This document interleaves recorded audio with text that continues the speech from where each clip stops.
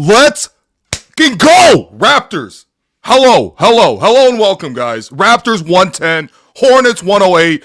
You're listening to the Raptors Ration podcast. I'm going to be screaming for a little bit because that was a game.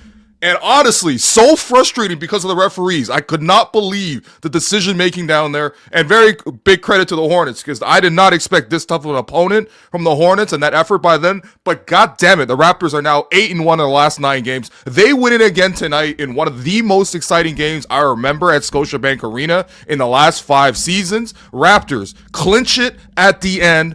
Their defense steps up. It's Brandon Ingram with a ridiculous block at the rim when it looked like the Hornets had a tie with a chance to tie with the dunk. And then on the ensuing inbound, the Raptors once again get another game-saving block, this time by Scottie Barnes at the buzzer. Of course, this goddamn refereeing crew can't just let a game-winning play happen. They gotta be like, oh, I gotta go look at the clock for a malfunction. You know what? Guess what? The game's not about you. It's about the Toronto Raptors because this was a fantastic game. And it was awesome fight back and forth. Raptors got up at double digits, but the Hornets fought their way back in. They were tough as hell. They were scrappy, but there were some goddamn awful calls that made their way into this game, and it disrupted the rhythm. The Raptors had to then fight back. They had to come back from behind against the Hornets, and then they did it. And the toughness that they played with tonight, the toughness by Brandon Ingram, who announced himself as a Toronto Raptors tonight to everybody in the Scotiabank Arena crowd with that goddamn beautiful court and that goddamn beautiful jersey.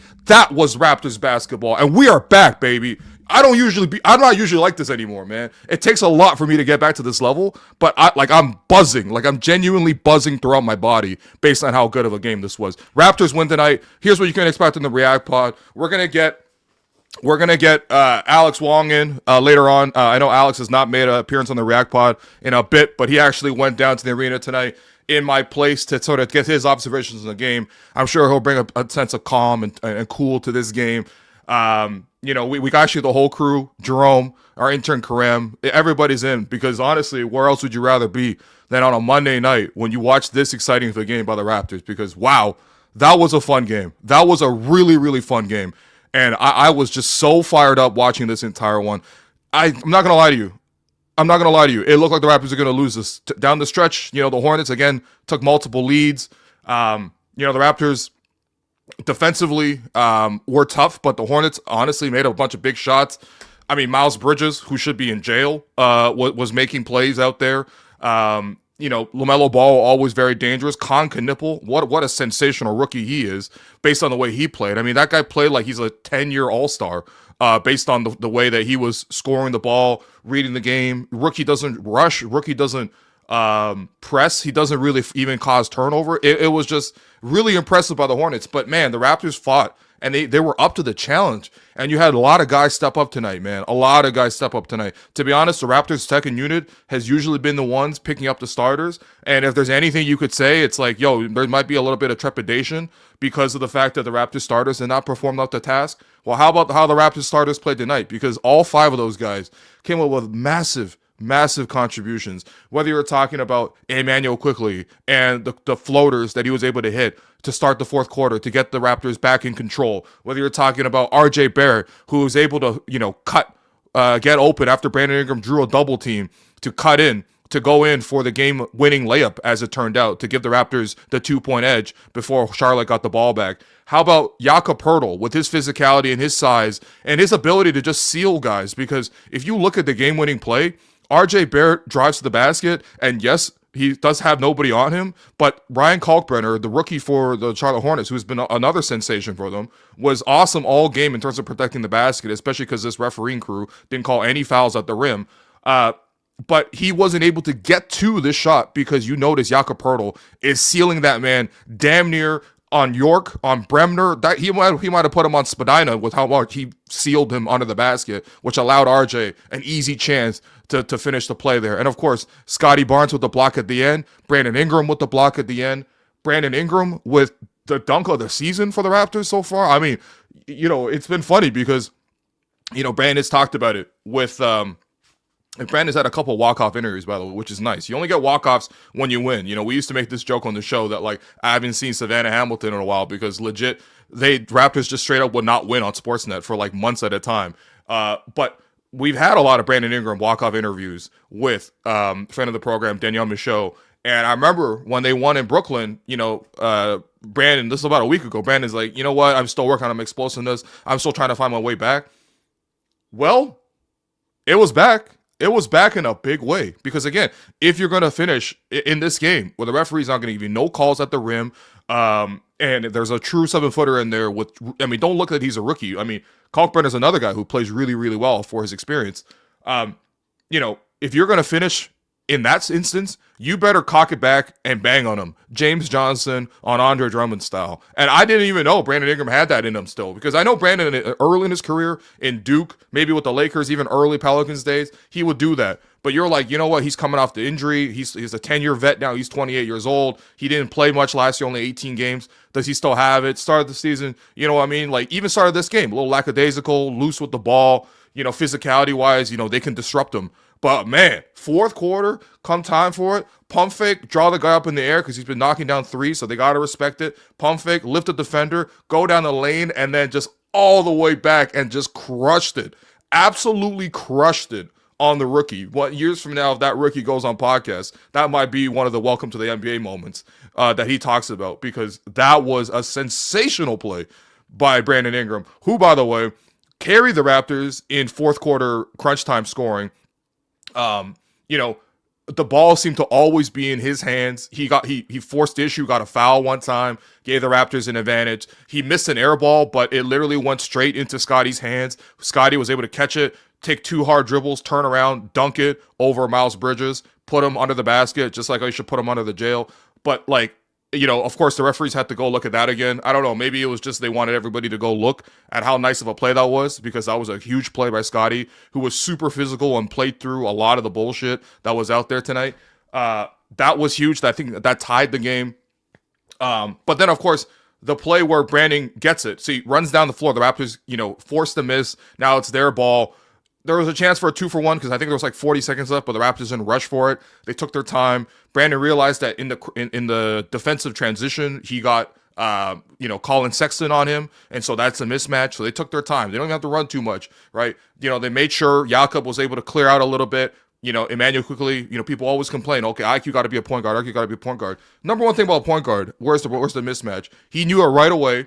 He keeps the ball on his side of the floor. He gets even closer to Brandon, throws it into the post to Brandon. Now Brandon's got it against Colin Sexton. Colin Sexton, tough as hell. Colin Sexton played great in this game. He's just an agitator. This guy once played 3-on-5 in college. I'm serious. Go look it up. Alabama. But he's playing Brandon Ingram tough as hell, but of course a double team's got to come. And Brandon takes an extra dribble, keeps it in his hand, right? At first there was a fake double. Brandon was able to throw that fake double back into the defender by pump faking the pass out. Then he kept the ball. Then the double really came. Then Brandon kept it a little beat longer, and that just allowed enough time for RJ Barrett to curl around his man. And RJ Barrett, all this man does is sniff out opportunities, opportunistic, catch on the finish, goes to the basket, and puts the Raptors up 2. And of course, Scotiabank Arena going nuts at this point. Absolutely, because you know what? We've been treated to beautiful basketball to start the season by the Raptors. Who would have seen this team being 8-1 in the last 2 weeks? This is a team that is towards the top of the standings in the Eastern Conference already, with an easy schedule coming up. But honestly, you can't overlook the opponent, because everyone would have thought the Hornets were an easy team. Not easy tonight. Hornets played great, right? But still, everyone's excited. But then you still got to get the stops. And yeah, honestly, there probably were some defensive mishaps, because quite frankly, you shouldn't be letting guys drive into the paint. And both times the Hornets looked like they had a chance with big men catching around the basket to try to finish around the hoop. You know what? And that's credit to them, because LaMelo really great at getting into the lane. Really, obviously, probably one of the best passers in the NBA, at least top 5 for me. Like, he's just fantastic. And the Hornets were also on the offensive glass all night, so there were chances. But then that's where you also remember, the Raptors. When you talk about the Raptors loving these forwards, Vision 6'9", when you have these like a super athlete like Scottie Barnes, who saved the game with the block at the end there. When you have Brandon Ingram, who in this game, I wouldn't say the whole season he's been like this, but in this game something snapped for him, just like how I snapped at the start of the show. He snapped, and he went in for that block on Kalkbrenner as well. He not only dunked on him on one end and posted him, I would damn say that he defensively posted him on the other end. Both plays incredibly important because the Raptors needed all these plays to secure it at the end. But wow, what a play and what a finish by the Raptors, who again have improved now to 8-1 on the season. They're climbing their way up, and they're taking names, man. Like, this is a team that, like, I think for a young team with no proof of concept, they have not yet been successful. They've been very positive. Man, I'm sweating right now. I'm so excited. But like, they've been really, like, really positive through the rebuild. They've been really optimistic. They've been very unselfish. And individual players have shown good moments, but proof of concept wise, that hasn't really been there yet for this team, right? We haven't actually seen this team win yet. And that's what gets me so excited about this run that they're on with 8-1 in the last 9 games. It's like a young team is proving it not just to the rest of the world and the rest of the NBA, but to themselves that it can work. That Darko system, and for all the shit that everyone gave them, obviously with myself included, is working, is improving the players, is getting the guys to buy in. The culture of this team, which has been really, really strong, despite the fact that they've been losing a ton. The quiet additions by the front office. Colin Murray-Boyle's made some great plays in this one. Mamu, has made great plays all season. Jamal Shed, what I mean? Like, these guys, around the margins have been getting better. Grady Dick has shown improvement. I thought he was good here tonight as well, especially to start the game. Like, there has been this marginal progress. And of course, obviously, the big move last year was getting Brandon Ingram in, which effectively counts as a free agent signing because I mean, God damn it, we got Brandon Ingram making these type of plays, and we gave up Kelly Olynyk and Bruce Brown and the Indiana pick, which obviously at that time, with Indiana going to the finals, that looked like it was going to be like the 27th pick, all right? Wow, just like this team has something on paper, but that on paper is starting to get onto the court. And when you saw it tonight, anybody who watched this game, I feel like you'd be buzzing like me, man. Like, this was a really, really fun game. And the Raptors have been a really fun watch. I know to the start of the season, when they had that 1-5 start, they had the 4-game losing streak, they were giving up 130 per game. That was really frustrating, right? And like, trust me, like, I was on here being like, I can't believe that we're going to do this again. This team has promised that they're going to play defense. They got to make these adjustments. But they got to play tougher overall. It just, like, it was looking real shaky. But what they have done since then is actually really shore up the things that were, problems for them. And it's not perfect every night. You're never going to have a perfect game, really. But they've been better on the defensive glass. They've been better on defense overall. They've been one of the best teams in the NBA on defense ever since that 1-4 start. And there was that stretch when the 4-game losing streak, they gave up like 130 per game. And I remember even going back to like a month ago, when we were going down to practice and asking the questions, while everyone else basically was away, focused on the Jays, and rightfully so. But, I remember going down there and talking to Darko about it, talking to Scottie about it, talking to Jamal about it. And I'm like, wait, how did this turnaround happen defensively? And, the answer I got from the guys was really reassuring. Jamal talked about how, it wasn't really even on Darko. It was on us, man, as the leaders of the team. And Scottie Barnes spoke up, Garrett Temple spoke up. Jakob Poeltl spoke up. Jamal himself spoke up. And since then, they've taken the necessary steps to get themselves in the position where they can be competitive with their defense. And then offensively, honestly, this was kind of an off night for the Raptors. Like, the Hornets were real physical. They disrupted the Raptors a lot. The Raptors coughed up the ball a decent amount. And it's not like the Raptors were like red hot from 3 or nothing. It wasn't anything like that. But, offensively, especially when this team's healthy, they got a lot of guys who can do it, man. I mean, you look at down the stretch, right? How many guys for the Raptors creating their own shot? RJ Barrett getting downhill, getting to his left hand, finishing. IQ getting to the floaters. Scottie doing his thing. Scottie and Jakob having a great chemistry to start the fourth quarter. Scottie feeding Jakob twice in a row at the rim. And then Brandon. I mean, Brandon speaks for himself, man. Brandon speaks by dunking on people. You know what I mean? And hitting threes, and hitting middies, and drawing fouls, and drawing double teams. Like, there's a lot of guys on this team who can create. And of course, the second unit, who are usually the ones really propelling it, the second unit kind of ran out of gas today. And so Darko's like, okay, cool, I'm not going to rely as much on the second unit. So I'm not going to play, Jamal as much. Jamal really struggled, I thought, in this one. Uncharacteristic. He's been so good at limiting turnovers. He had a couple of turnovers tonight. That's something for Jamal to improve on. But I know he's going to do it because he's improved so much on it over the course of his, 1 and a bit years in his NBA career so far. He's shown real growth in that area. Grady Dick. Defensively, this game was tough. They needed they needed physicality out there. They needed guys who could rebound. So they took Grady out too. But like guys, they were in there. And I think offensively, when they need to execute down the stretch, I thought they did a good job with that. Realistically, the Hornets got a couple lucky breaks. And I'm saying that not disparage them, but like I just think that there were two really unlucky sequences for the Raptors that really favored the Hornets down the stretch, where one was the Raptors were up 4, they got a steal, they're on the fast break, it's a 3-on-2 break, the Hornets go all the way back to the paint, and so the open shot is for IQ to take the transition 3, which he's been great at. He misses the 3, the long rebound goes the other way, and the Hornets get a corner 3 for Colin Sexton. So instead of the Raptors going up 7, which is a great position, instead the Raptors are only up 1. That was a huge 6-point swing in a very important moment. And then another play where the Raptors, again, get out in transition. They find Scottie, on the left wing. Scottie goes in, plays through the contact. I mean, honestly, they never called any contact at the rim tonight. I was so frustrated with the officials. But they didn't, accept the foul call, whatever. And honestly, Scottie could have gone up stronger too. But Scottie misses the shot in transition, and the Hornets go the other way, and they get an open dunk for their backup center, Diabate, who's a freak athlete, man. That guy is electric. But he gets a dunk on the other way, so that's a 4-point swing. You can't have a 6-point swing and a 4-point swing, both in transition in the short span of time. Because, to be honest, the Raptors played well enough to not need as much heroics as it did tonight. They didn't necessarily need to have the game be decided on, Brandon drawing the double team, finding RJ, or Brandon blocking, or Scottie blocking. But at the same time, I'm also happy for the Raptors that they were able to play through it. Because, again, this was a tough test, man. No one was expecting this. The Raptors came home for just like 2 days.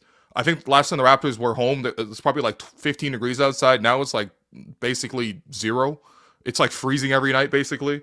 All the leaves are gone. You know what I mean? All of them came back, got their hairs done. They got little haircuts. Everyone looking fresh. Raptors looking fresh with a uniform on the court. And they come in for one game against the Hornets. You're like, okay, how's it going to go? Hornets were really up for the challenge. And again, like the physicality, especially with, again, just literally nothing getting called at the rim defensively against the Hornets, it made for a really difficult challenge. But I liked how they played through it. I liked especially how the leaders of this team played through it. Because yes, there were moments, and I think no one really plays more physical on this team than Scottie Barnes. There were moments where Scottie was frustrated. To start the second quarter, twice Scottie Barnes went to the basket, fully hacked, fully playing through bumps and whatever.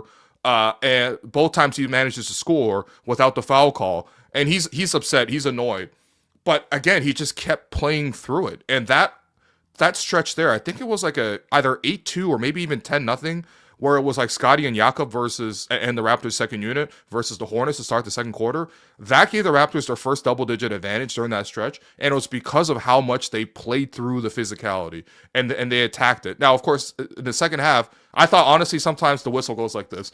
Whistle goes against you in the first half, second half it goes for you. You know what I mean? Like a makeup call. Things kind of get balanced overall in the grand scheme of things. Second half, the whistle was just as bad, and there was a play where Scottie it was IQ who got called for a carry, which, I mean, yes, he did carry it, but like a lot of guys carry in the NBA. But whatever, you want to call carry all of a sudden, let's call it, right? So they called the carry. Then I think Scottie was guarding LaMelo a lot in this game, and LaMelo pushed off Scottie to receive the ball. Again, a pretty common play. Just like how it's pretty common for guys to carry, it's pretty common for guys to push off to receive the inbound pass for the separation. But Scottie kind of exaggerates it a little bit. I mean, it's clearly a two-hand push to the chest, but apparently it's not a foul call.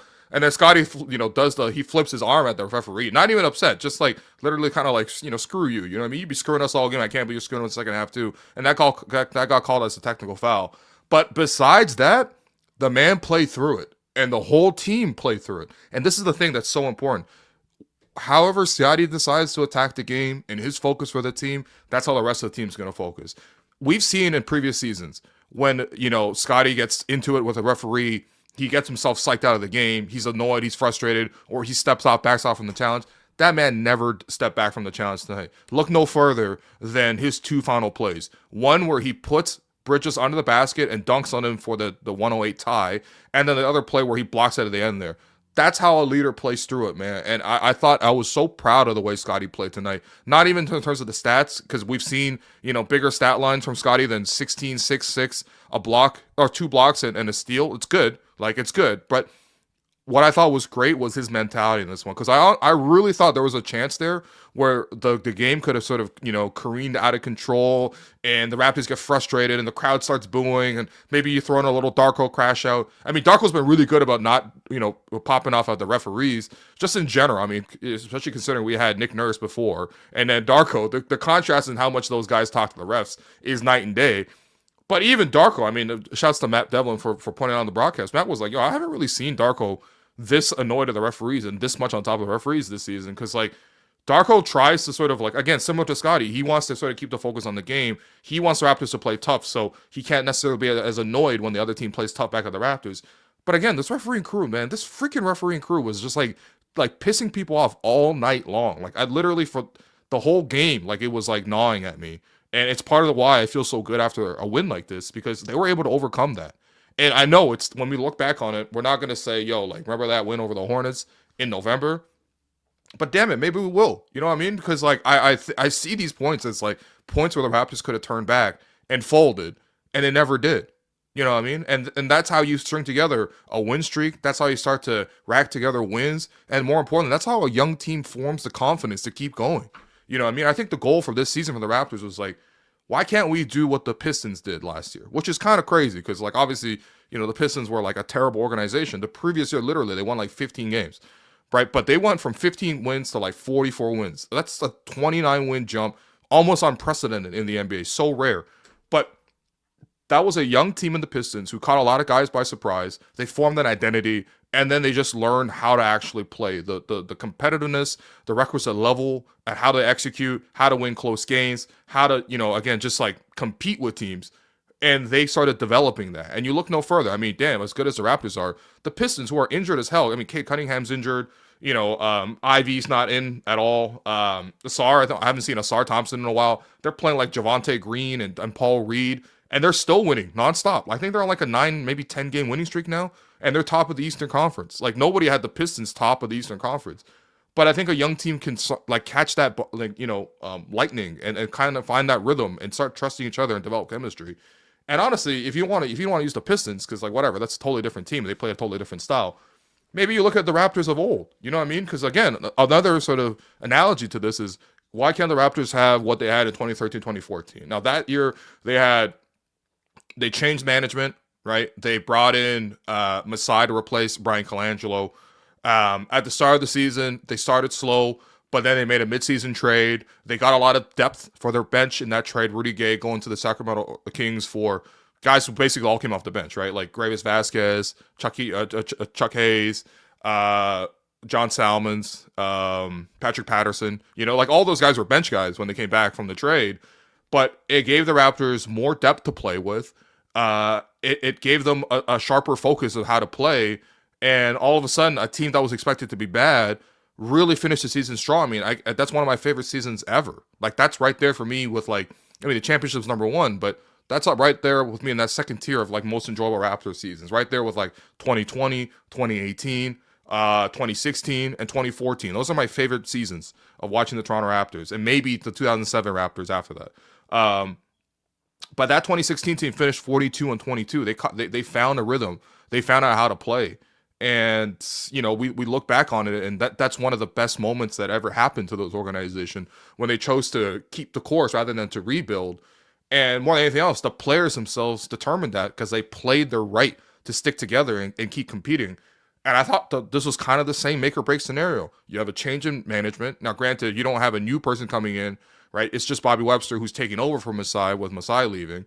But, a couple, like, unbalanced years. You know what I mean? You look at the end of Colangelo's tenure, look at the end of Masai's tenure, there are some similarities. In this instance, though, if you were going to draw the comparison, it would be like, well, maybe the Brandon Ingram trade is the Rudy Gay trade, right? The last trade by the GM to maybe bring in somebody to maybe hopefully save the situation.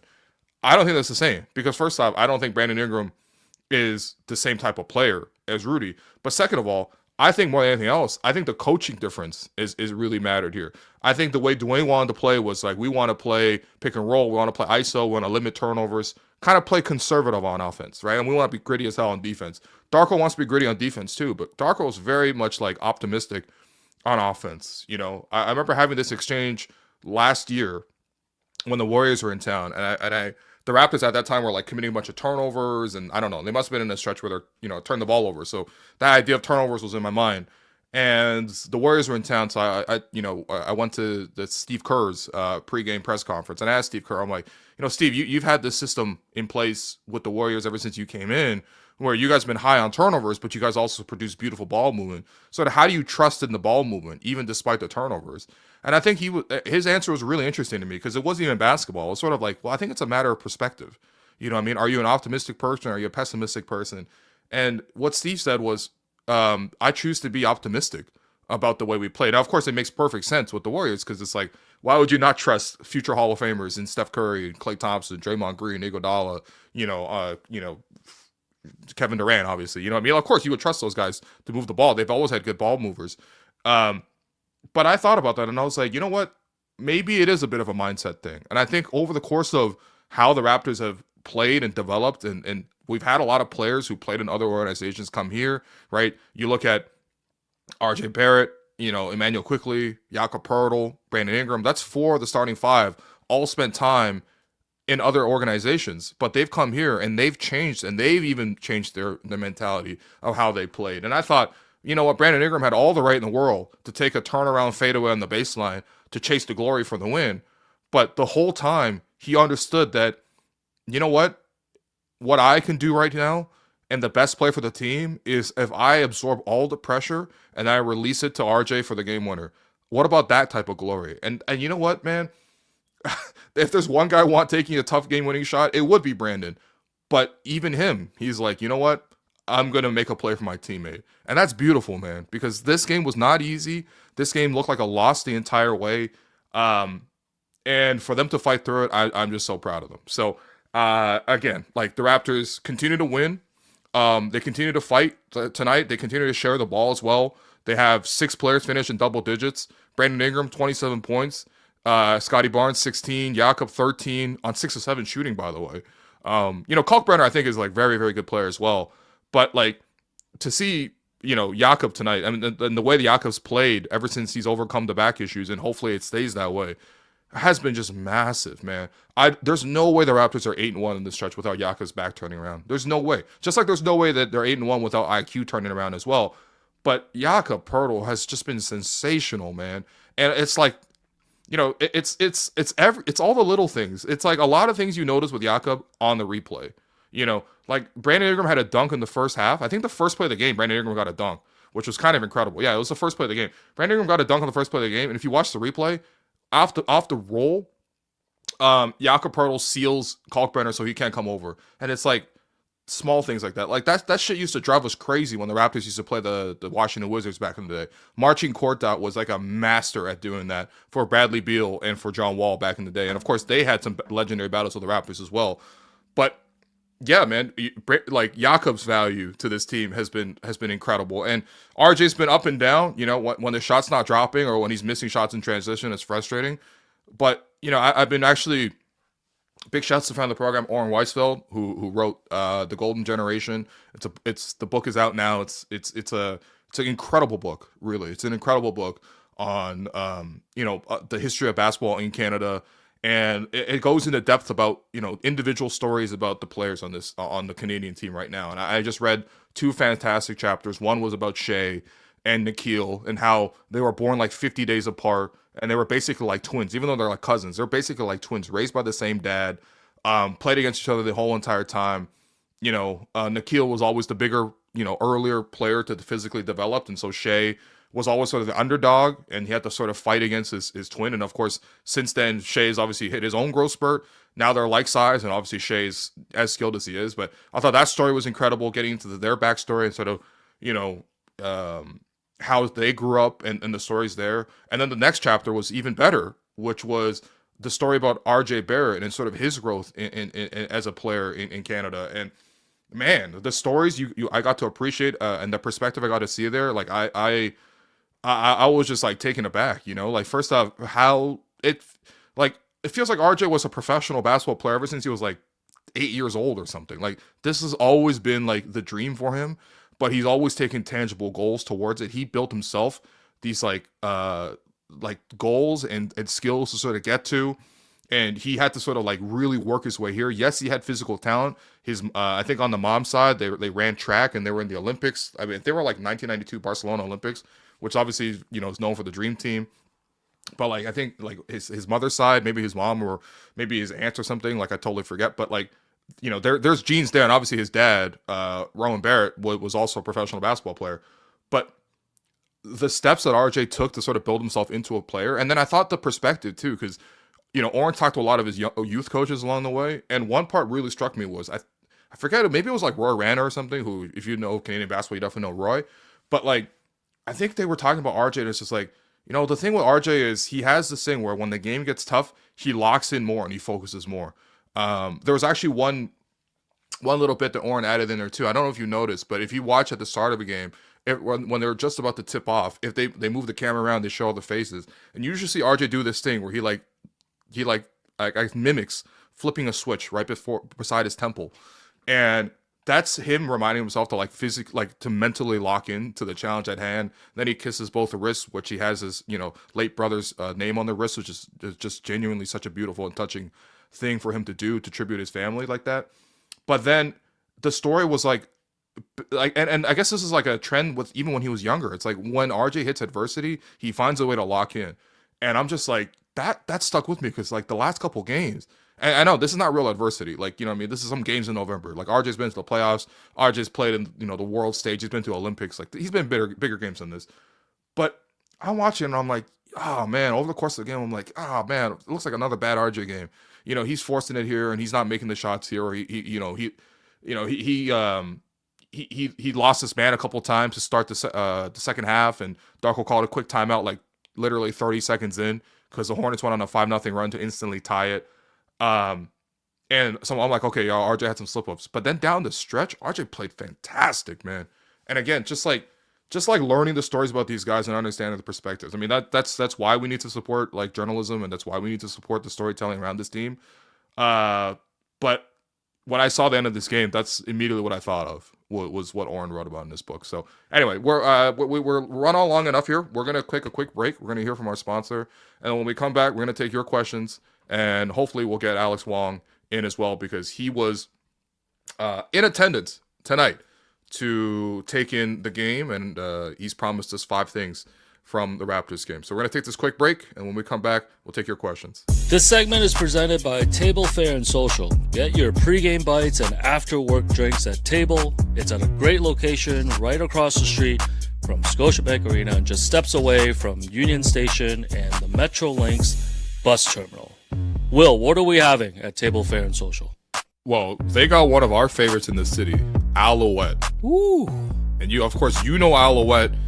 Incredible food. The wedge salad? The wedge salad, exactly. Imagine you're about to watch a Raptors game, you're about to watch a Leafs game, you're about to catch a concert at Scotiabank, and beforehand, we get together, get a couple of drinks at Alouette, get that salad. We're ready for anything, man. Yeah, no, there's plenty of options at Table Fare and Social. This is your go-to spot. Next time you're off to a game, check out Table Fare and Social, a downtown food hall right across from the arena for some great pregame bites and drinks. Okay. Welcome back to the program. We have taken some of your questions here. Jerome and Karem, please feel free to go through and collect more questions. Because we're in a great mood. We're going to be here, guys. We're going to lock in for a little bit, man. This is a great one. First off, we're going to get to the chats who send in money here. Too Quick Grim says, big win against the refs tonight. I mean, the Hornets. Yo, man. I know the refs got paid more than $279. No, I'm kidding. But it was just a really frustrating, like, really, really frustrating game. And honestly, there were some missed calls on the Hornets side, too. Like, you know what I mean? Like, I just thought that the control over this game just wasn't strong. Like, luckily, I think luckily for the referees, neither team really, like, made a huge deal of it. Like, they didn't stop playing to sort of like complain. But like, I don't know, like it just like kind of really got out of hand at certain points. Like, also the Hornets are full on hand checking, like 2 guys, like 2 hands in the back, like, you know what I mean? Like, what is this, man? It's like some 90s basketball.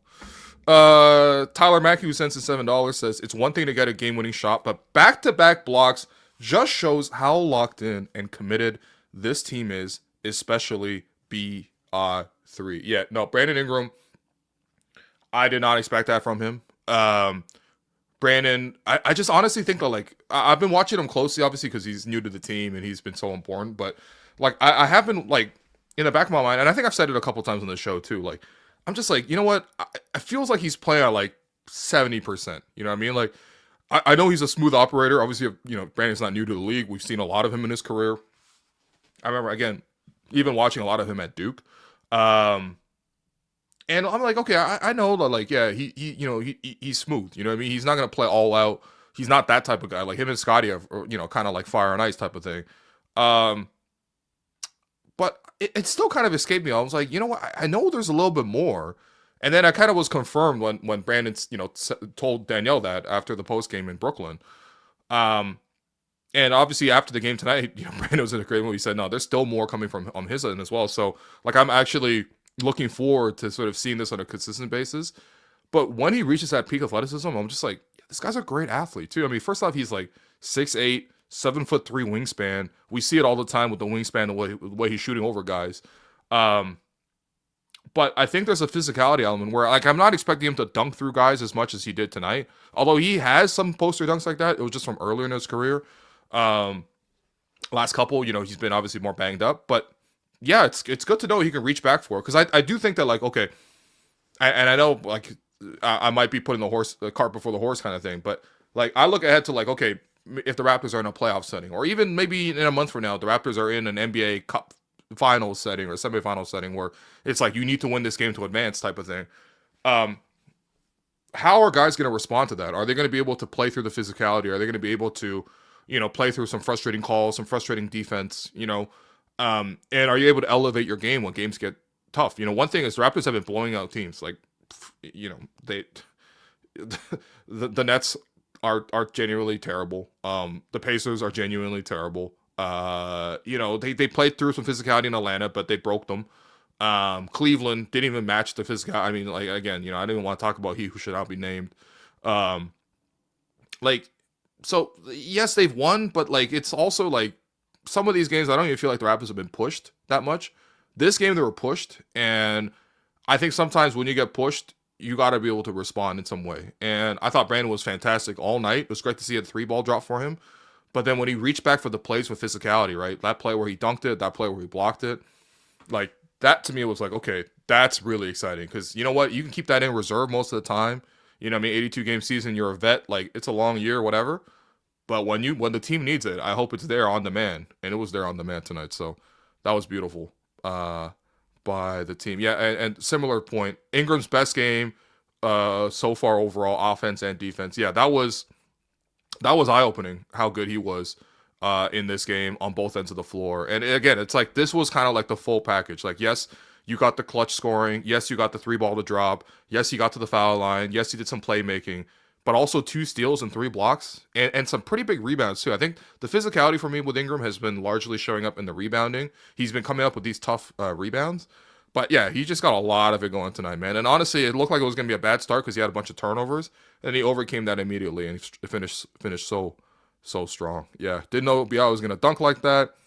You know, this comment about the referees. Yeah, trust me, I'm feeling all that inside too. I sometimes I got to keep in mind that there's sometimes our kids listening as well. I appreciate you guys. Yeah, Tyler Mackey also puts out that 10 points or 25 points. Scottie always influences the game with his playmaking and his defense. And yeah, I think tonight, yes, he did what he always does, which is contribute both ends. But I just like that mentally he didn't check out of this game, man. I think that's growth. I think that really is growth. We always talk about Scottie's maturity. Not like he's like some sort of immature baby. Like, he's not that at all. But, like, I just mean, like, you know, because he plays so physical, sometimes it for players like that, when you don't get the calls, it just, you know, it can be super frustrating, right? Like, Scottie tonight played physical. Yo, Scottie didn't get 1 free throw today. Yo, I'm crashing out on behalf of Scottie, man. Get out of here. But he stayed in the assignment. He stayed in this game, and then he finished on top with literally the game-saving block. So I just thought he was huge. Scott Barnes, adult name from Jesse. Yeah, he wasn't Scottie tonight. He was Scott for tonight. But we're going to take more of your questions. But first off, we're going to bring in the co-host, Alex Wong. What's up, buddy? The Raptors win. Yeah, baby. Yo, why are you screaming? Yo, I was listening to your pod on the way home. This guy's screaming at me, bro. Yeah, I'm screaming because these referees were were pissing me off like crazy. Bro. Yeah, I was sitting in the 600s in the gondola, and above us was like, I guess the Raptors front office and like execs, scouts, and stuff like that. Not trying to snitch, but they weren't very happy with the refs tonight either. So. Oh, yeah. Their names are. Yeah, what a game, man! It's an honor. It's an honor to, be at Scotiabank Arena representing the #1 basketball podcast in Canada. Representing Hello and Welcome. It's beautiful to be at the arena. The Raptors might be back. The Raptors might be back, bro. Yo, honestly, the Raptors are back when Alex Wong's back in the building. Because you know what? Because honestly, it's a weird situation, but only one of us are allowed to. Like, only one person from the Hello team is able to go. Yeah, per game. These are the rules. Like, we have one credential. We have one credential. We got to share, like sisterhood of traveling pants situation. Yeah. But I'm happy to up the workload to going to a game once a month. I think later on we're gonna go through the Raptors schedule and let's do a quick draft here. This will actually be good for my scheduling. Like we'll figure out which game I'm going to. I know Sundays you like to make dumplings with your family and stuff, so maybe I can take on some Sunday games as well. I heard they're playing the Brooklyn Nets this Sunday. Hey, if you're a little busy, let me know. I'll be happy to slide down to Scotiabank. Yo, if you want to take the Nets off my hands, by all means. Yo, dog. Please, whatever you need, boss. Whatever you need. You want to see Noah Clowney in person? Hey, as long as Jersey Mike's is open on Sunday, I'm there, baby. Yeah. Hey, shouts to Jersey Mike's. Okay, a couple of things actually. We'll take more questions, but actually we're gonna take a break from the questions because we got Alex here. I mean, first off, the Raptors are back when Hello and Welcome back in the standings like this. Bro. Look at this. Hey, men lie, women lie, numbers don't. Yeah. What's that say? #1 Canada Sports Basketball, #10 Canada Sports Podcast overall. You know how hard that is with how many hockey fans are in this country to have a basketball show in the top 10. Appreciate everybody tapping in. Obviously, I know people, if you're already listening, probably already subscribed, but subscribe to the YouTube channel, subscribe to the podcast. Let people know about Hello and Welcome. Let people know, man. Monday to Thursday basketball, Friday foreheads, and anything goes. Some guys, stop DMing me. People DMing me tonight, being like, "Yo, are we getting foreheads tonight?" I'm like, this is not what I got into this for. I used to write for the New Yorker, okay? But you know what? Honestly, just for the sake of the show, this did come on Sunday after our previous episode, which was foreheads. So, actually, the next forehead we're gonna do is rappers foreheads. Yeah, I guarantee I'm gonna get 7 out of 10. Give me Busta Rhymes, man. I'm ready. Yeah. Give me Busta. Yeah. No, I don't even know what Busta's head looks like. So. Yeah, but all right, buddy. Yeah, what's up? Well, you promised you're gonna have 5 things for us from physically attending a Raptors game. Yeah, no, I kind of lost my mind because the game was so crazy at the end. I'm sure you've talked about BI, but man, BI making that pass to RJ for the game-winning basket, of course, the block, and then early in the fourth quarter, he dunked on George Steinbrenner or whatever the hell his name was. I was like, where's Costanza, man? These guys got D. Peterson, got M. Diate. Yeah, they got Drew. Don't call me Jordan Peterson. Yo, plus, they're so explicit, man. They got Sexton, they got Ball, they got Nipple. Like, what's going on, man? Brenner. Yeah, these guys are like the Charlotte Incognito tabs, man. No, but BI with the D, man, notorious BID, which is what Miles Bridges should be doing. But no, man, it's a great win. I don't really. Well, you really want these 5 things from me, man? It doesn't seem important that #1, the Charlotte Hornets were playing Still Dre in the locker room before the game. That is #1. What song? That's Still Dre? Still Dre, yeah. They were playing Still Dre before the game. Here's the thing. That song is older than every single person in that Hornets locker room. Well, they still suck. When that song dropped in 95? They should play Still Suck, man. They're like 4-10 every year to start. Number two, LaMelo Ball, the worst guy to watch play basketball ever, man. Like, I don't ever want to hear these arguments about like, oh, if you put him in a better situation, like, oh, if he was on the Warriors. Like, people love to compare him to like guys like Steph Curry and stuff because like he can make ridiculous shots. But are we forgetting that like Steph makes like the entire team better when he's on the court? When has LaMelo ever done that? Like LaMelo is just out there hooping, like just taking crazy shots, and like he's not a winning player. That's it. Okay, LaMelo tonight I thought played like that Trae Young style basketball, like with a little bit less flopping, but like the same kind of like just like I'm gonna shoot some bullshit. The thing is LaMelo's skilled, so he definitely can do it, but like is there a need to be taking 1-footed, pull up jumpers when because you have a rookie in Kon Knueppel beside him, and it's not like Kon's that old. Like he was literally one and done at Duke, so he's coming in with just he's probably 19 years old, maybe 20, but you watch him, you're like, oh, he's just doing responsible basketball things. You can't build a winning team around. You can't build a winning team around LaMelo Ball, man.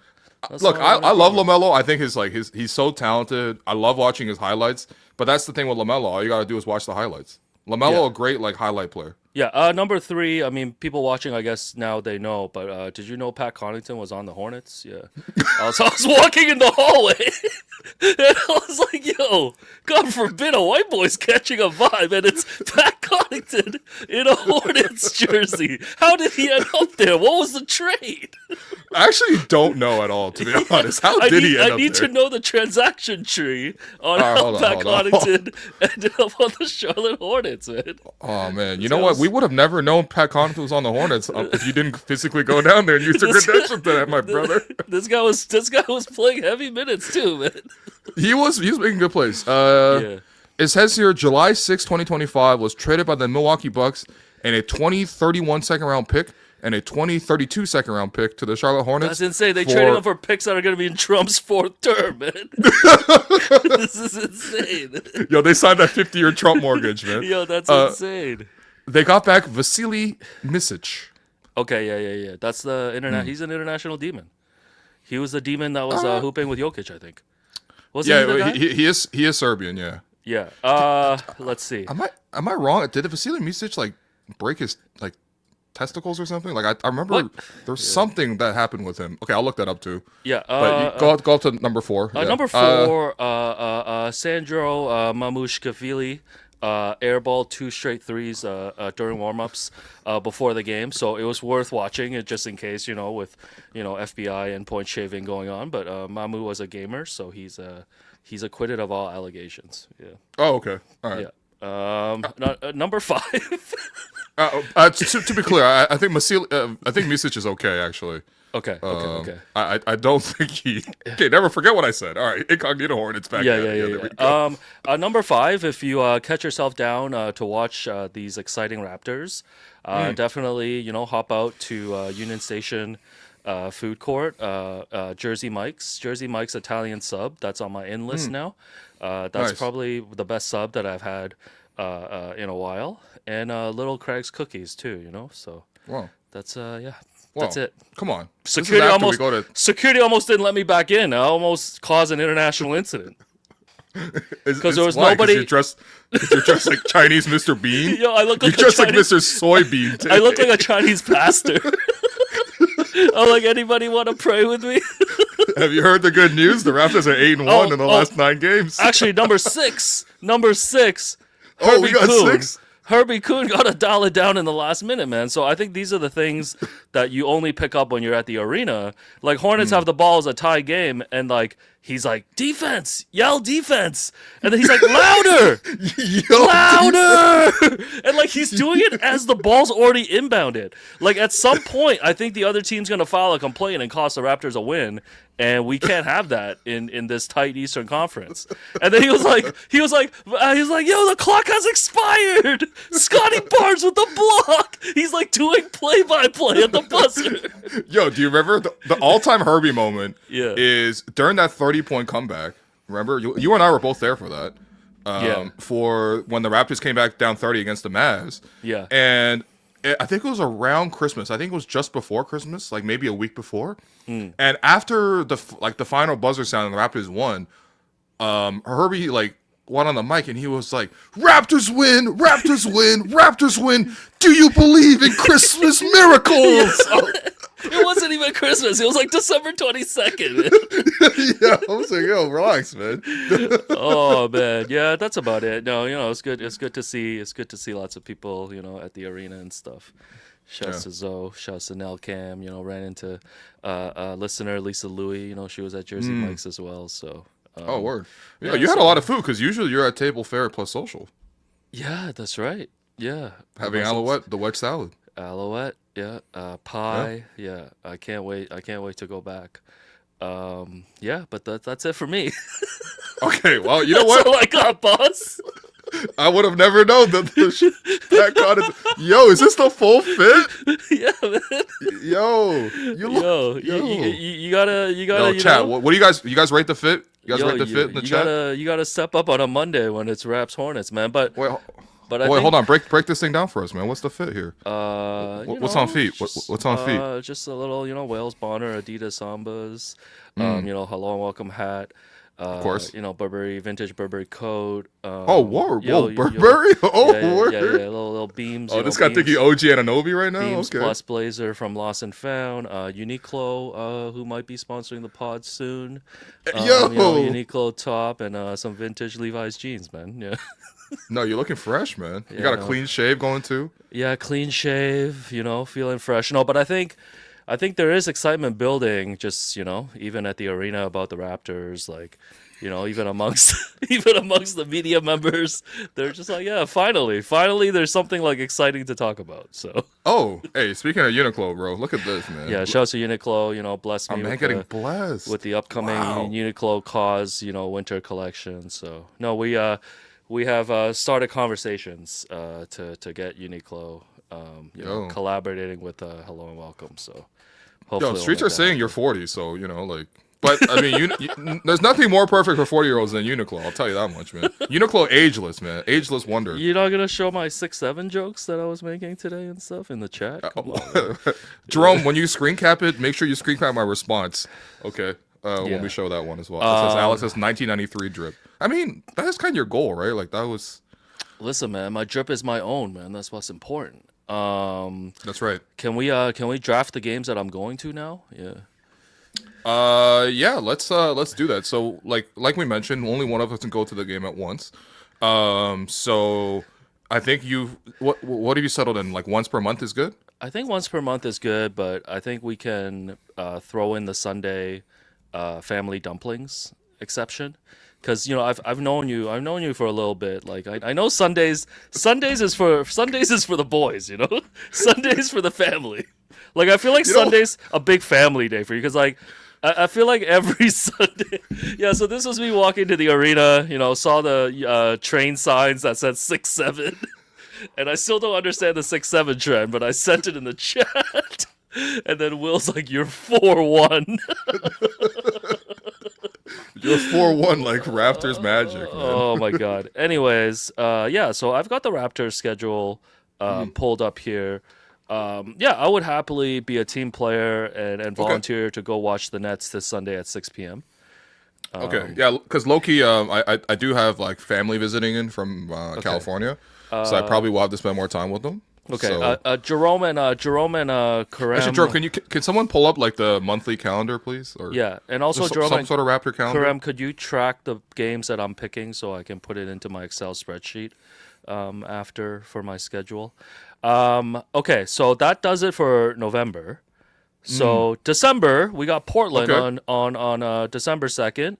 Little Hanson Yang. I'm actually going as a fan, so you're good. You keep working. We're both gonna go. Okay. Yeah. Nice, so nice, got nice. a little MasterCard lounge hookup from the big homie, Robert. So excited to be there. Come through, Will, for some roast beef, and whatever else they're serving.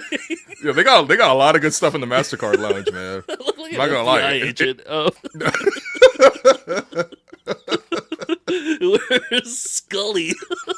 Is that Scully and Mulder? No. I look more like an FBI agent like this. This looks like if a Hong Kong channel redid True Detective, but we're investigating the Raptors schedule. Okay. Lakers. I mean, you got to be there. You got to be there for that, man. That's a big game. Sure. I do love watching the Luka warm up, man. Luka warm up, a legendary. Yeah, Friday against the Hornets. Don't tempt me with another Hornets game. Yo, don't tempt me. What are you gonna find out from the Hornets after seeing them the second time, man? You're gonna be like, yo. I want to see more Kon Knueppel, man. Yo, if you did a redraft right now, you think Kon Knueppel goes like top 3? Well, I mean, he did go 4th, but I mean, he did go 4th. Never mind. I thought he went like 9th or something. I'm over here being like, do you think he would slide up an extra spot? That's crazy. We watched the draft together, my brother. I know you were there. Yo, that's crazy.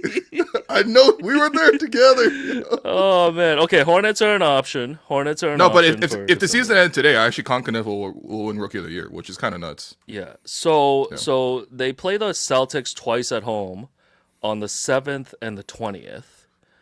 You might have to take one of those, man. Yeah. Okay. I'm happy to do that. Sunday 12:30 is ridiculous. Yeah. Is it? I'll probably. No, it says 3:30 here. Why are you on Pacific? Is this Pacific time? Okay. Well, yeah. It says, yeah. All right. Well, still, I'll probably take the Sunday one because you're a big football guy. Yeah. But you gotta take the Saturday one when we're playing day game on Saturday. Okay. I got you. And then the holidays, we got a little Golden State, Orlando, Denver. Oh, are you hitting up Denver on New Year's Eve? I mean, that's a nice game, man. Do you want to go to that? No. Okay, yeah. I was gonna say, are you volunteer to work on New Year's Eve? I mean, the Nuggets are a nice watch. Yeah, my mom's flying to Hong Kong on New Year's Eve. Yeah, because it saves money. Oh, okay. Classic. Ooh, a little January back-to-back Atlanta on January 3rd and 5th. Yo, why do we always play Atlanta back-to-back? They're like, yo, just get these Raptors-Hawks games out the way. Atlanta is the new Orlando, man. Like, when you see Atlanta on the schedule, yeah. Come on, man, again. Oh, and then we got back-to-back against Philly. What are we doing here? Who made this schedule, man? Yo, but this is a literal back-to-back, too, Sunday and Monday. Are they both in Toronto? Yeah. That's insane. Okay, well, we know Embiid's not playing one of them, so that's kind of nice. You got all those. You got all those. Clippers. I don't know. Clippers, and then they go on a long road trip, and then they play the Knicks. I feel like I should be there for the Clippers. Maybe that's your team. There for the Clippers. So January, I'm only committing to the Clippers. Yeah. Can I commit Jerome to go to one of those Sixers games? Because I don't know if I want to go to both, man. What's the point of going to back-to-back Sixers games? We should get ChatGPT to AI the second React pod based on feeding them the information of the first one. I think there's enough biometric data in me out there. I think they could do it. Yeah. Okay. So for January, I'm gonna do some heavy lifting and go to one game, and that'll be the Clippers. Okay. Yeah. Enjoy. So February, Utah on a Sunday at 6 p.m. That's got Alex written all over it. Oh, hold on. This will be Kyle Lowry's last game as a player. Yeah, you gotta be there, man. Okay, I'll go to the second one. Jerome, you go to the first one. All right. You gotta be there, man. Yeah. So Jazz on a Sunday to open February 6 p.m. at home. I think that's all me. Yeah. My goal is to only watch the worst teams in the league. This guy's like, Yusuf Nurkic, I want 100 row media tickets. I mean, I'd be begging you for the Wizards game this Friday because it's NBA Cup. Like, and that's my Wizards, but I'm gonna go watch Twilight, so I can't. So, by the way, you know the Wizards lost the 1-11 bowl. Both I know. Them and the Brooklyn Nets were 1-11. I know. I can't. I honestly thought the Wizards were gonna be good this year. Like, not good, but like 500. Like, what happened? They're the Wizards. Yeah. So that covers my February. The rest is yours.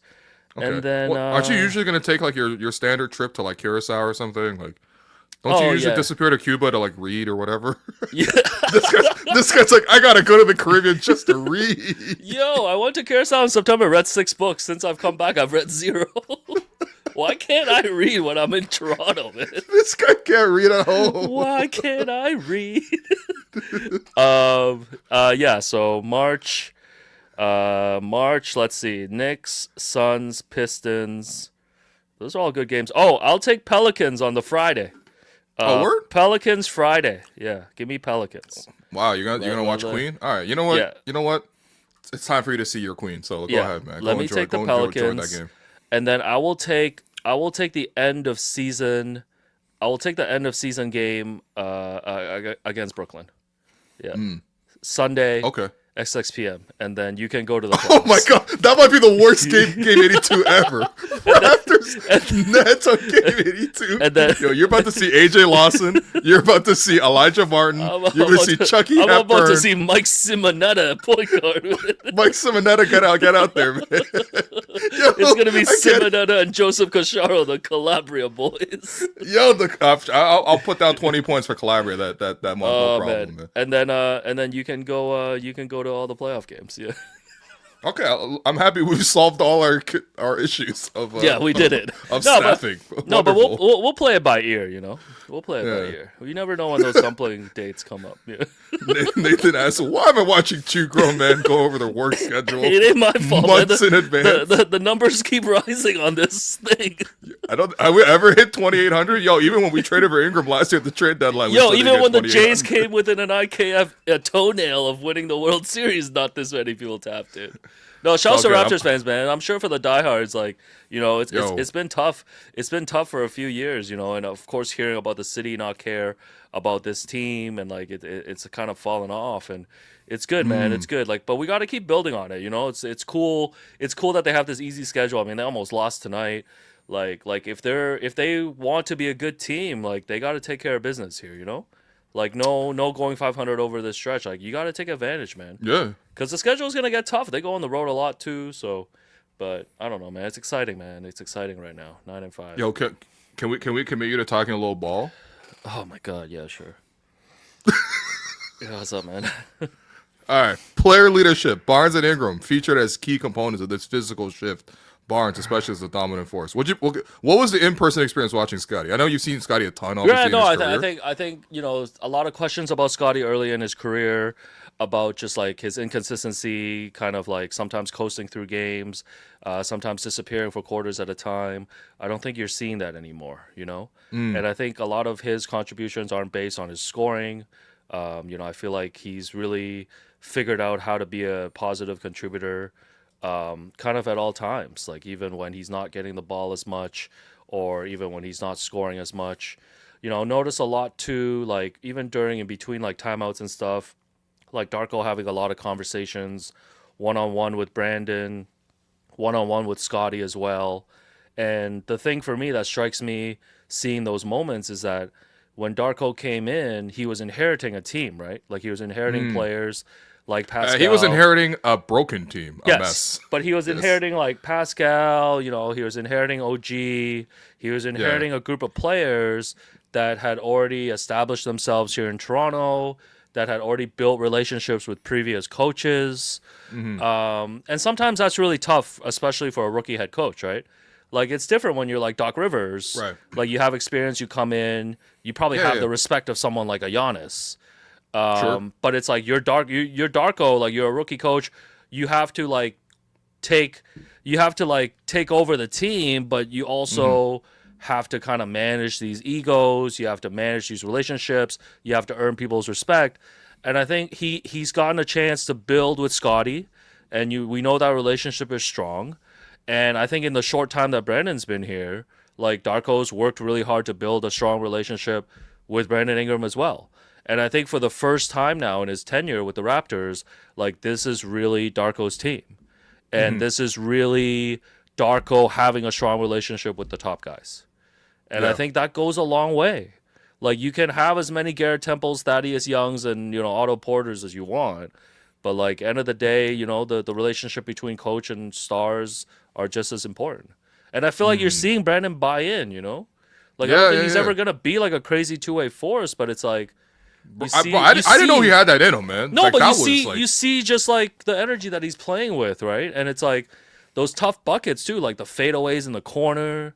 Yeah, like man. when you need a bucket, and like IQ's been playing well. He's gotten that Call of Duty hello and welcome bump. Hey IQ, keep playing COD till 5 a.m. man. Whatever you need to do. In COD we trust, keep buddy. shooting at those imaginary enemies, man. Shoot them keep like playing zombie mode, man. Shoot them like you shoot those floaters, man. Do whatever you want. Yep. Yeah. And yeah, man, like we have a good bench. Yeah, it was interesting. Like seventh thing, before the game, Steve Simmons, noted legendary local journalist, was there as well. And like we've been around the block. We know when Steve Simmons shows up, it's not that he has an agenda, but he already has an article in mind that he's gonna write. And he's gonna peg every question to that. Peg Bundy. That's how the game is played, man. So before the game, talking to Darko, Steve Simmons was like, "Hey, like, does this team kind of remind you of last year's Pacers that like went all the way to Game 7?" And Darko was like, "Whoa, chill. We're just trying to beat the Hornets on a Monday night here." Yeah, and that wasn't easy either. And you're talking Game 7. But I don't know. Like, is that the blueprint when you're thinking about how successful the Raptors would be? Not saying that they're going to make the finals, but it's like the Raptors have depth. Like, I think they have a good enough roster with 8 or 9 guys where you don't have like bad players in the rotation. Yeah, Like that's they're the good thing, enough man. that they don't have bad players, right? Yeah. So and hopefully there's some upside too with guys like Jakobi and some other guys who can step up. But Sure. right now the starters look fine. I think they're getting good contributions off the bench from like Jamal, Mamu, like who else? Like Grady.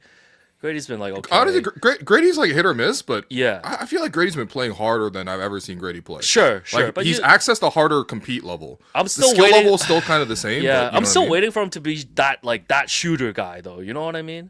Yeah. Like yeah. I He was think 2 or 3 there's just- today. Yeah, but He's there's not just taking an the hard ones expectation as like he's much. that guy, you know, like he's gonna come in and be like a JJ Redick type, you know, or something like that. Yeah, Like, well, is he ever gonna be that guy? Because like Kon Knueppel's already that guy. but that's different though. Kon Knueppel can handle the ball. He's like big, physical. But Kon Knueppel's a crazy shooter though.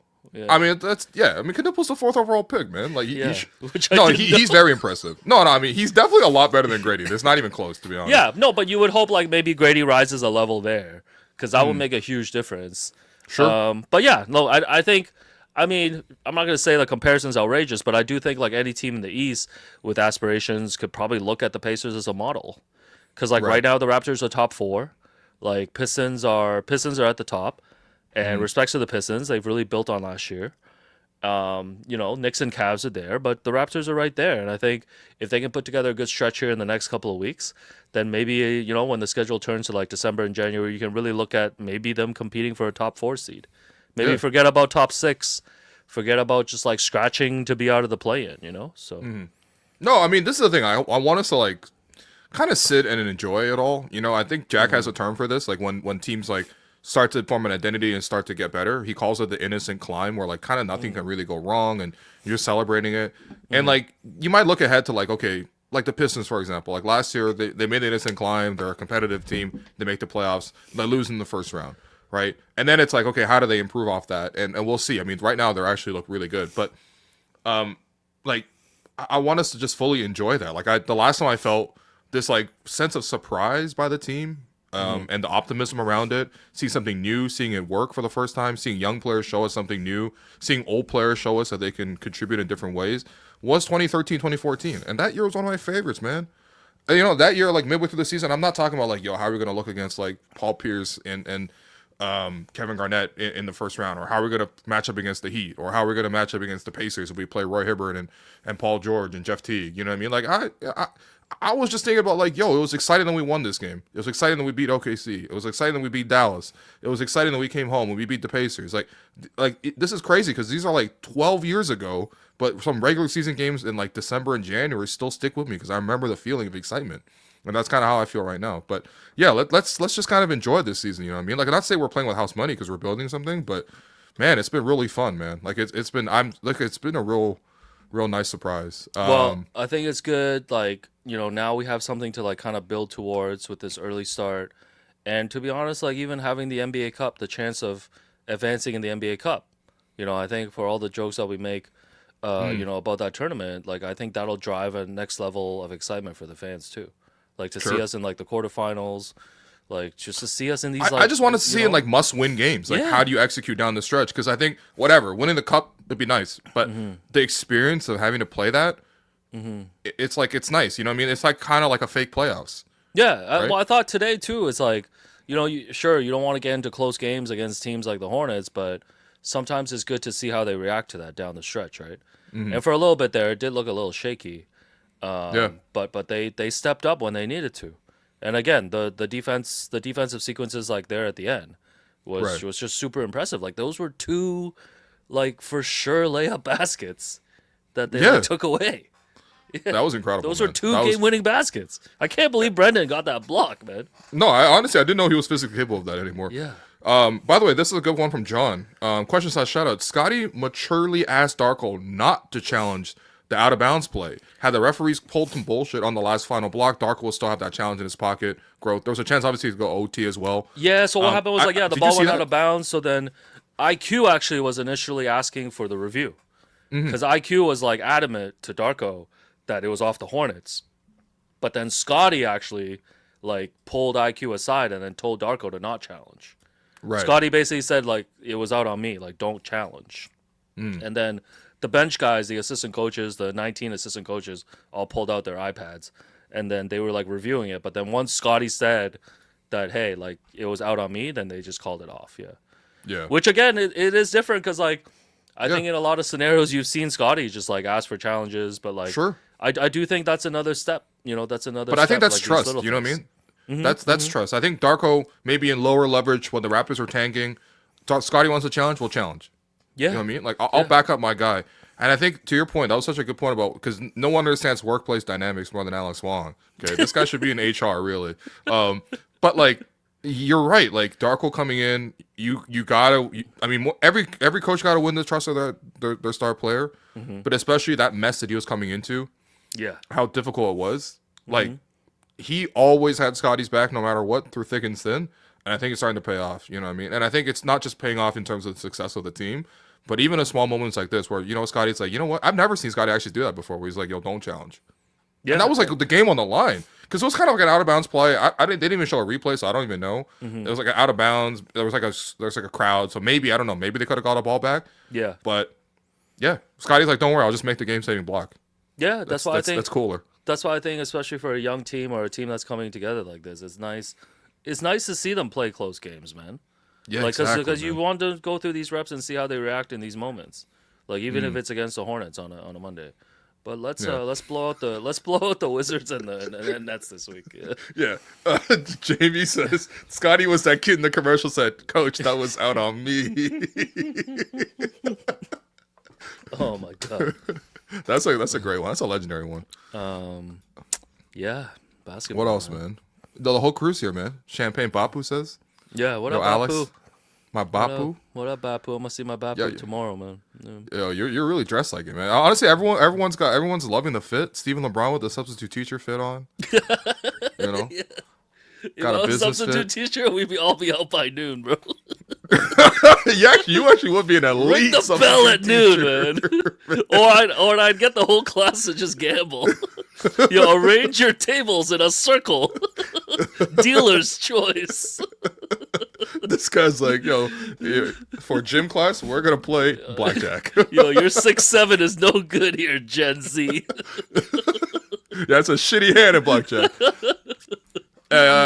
In-person review of the black jerseys. Yeah, the jerseys are nice. The jerseys are really nice. They look nice? Yeah, I think I've said this too. It's like, I feel like every iteration of like City Edition, you have your criticisms about it. But then when you see them on the players, you see them a little bit, a couple times here, you see them in person, like they eventually just grow on you. Like, I think there's no, like, yeah, sure, there's like some complaints about like the color schemes and stuff like that, but I thought it looked good. They look crisp. They look crisp on the court. Like, I guess the only complaint actually shouts to former coworker Dylan Brown pointed this out is like it kind of just like doesn't really mesh with that court, like the colors. You know what I mean? Because it's like the court's purple based, and then you've got this jersey that's like red and white. Well, low key, I'm like, did we just like save costs by running the same court back? No, but I think the court was they're more like, oh, just, you like the court? We'll do it again. No, I think the court was just more backed by like popular demand, right? It's like how the Miami Heat have run those Vice jerseys back for like 8 years now or whatever. Like yeah, they always run the Vice. If you got to hit, you got to hit. You know what I mean? Like I'm not expecting the Yankees to rebrand. Yeah, my thing is like the old people who like love the old classic jerseys, like the purple dino and stuff. Like you're always gonna love those, but like I feel like at some point you got to stop comparing these to those. Sure. Because like they're never like unless they do. I mean, they did obviously go back to purple like last year and stuff. But it's like when they start doing these city editions like black and gold or like the colors like this year and stuff, they're always gonna stray and like change it up a little bit. Yeah. But I think it's still iconic to have the dinosaur wearing a Jakob Poeltl jersey.